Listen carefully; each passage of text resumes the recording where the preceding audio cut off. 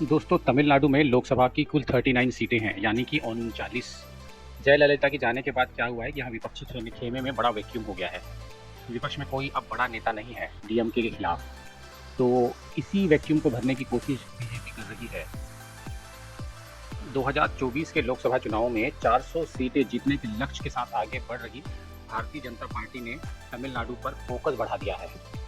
गृह मंत्री अमित शाह तमिलनाडु की कमान संभाल रहे हैं और बीजेपी के प्रदेश अध्यक्ष अन्नामलाई खुद पद यात्रा निकालकर इन सीटों पर पार्टी का जनाधार लगातार बढ़ा रहे हैं।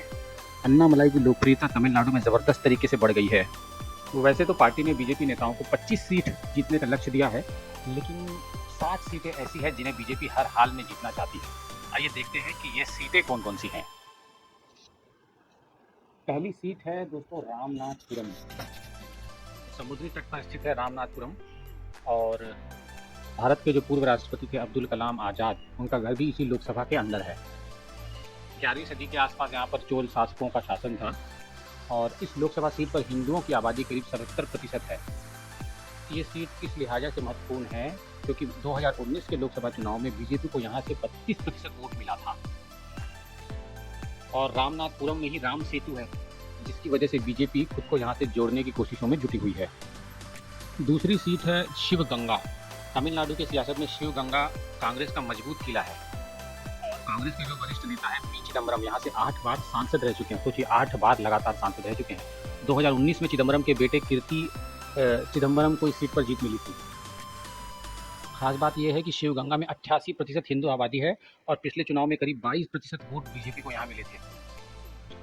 तीसरी सीट है मदुरई।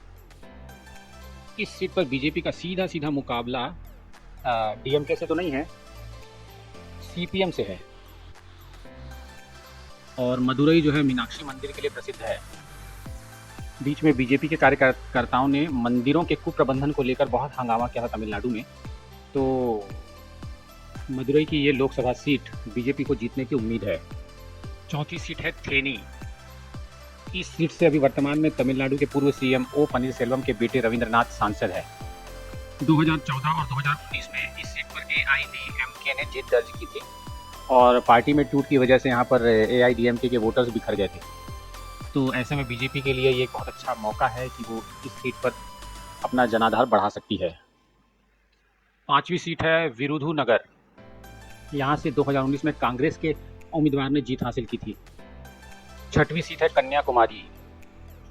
दोस्तों जैसा कि आपको पता है कि तमिलनाडु का में जो कन्याकुमारी है उसका ऐतिहासिक महत्व है और 2014 में बीजेपी को इस सीट पर जीत मिली थी, लेकिन 2019 में बीजेपी को यहाँ पर हार का सामना करना पड़ा था।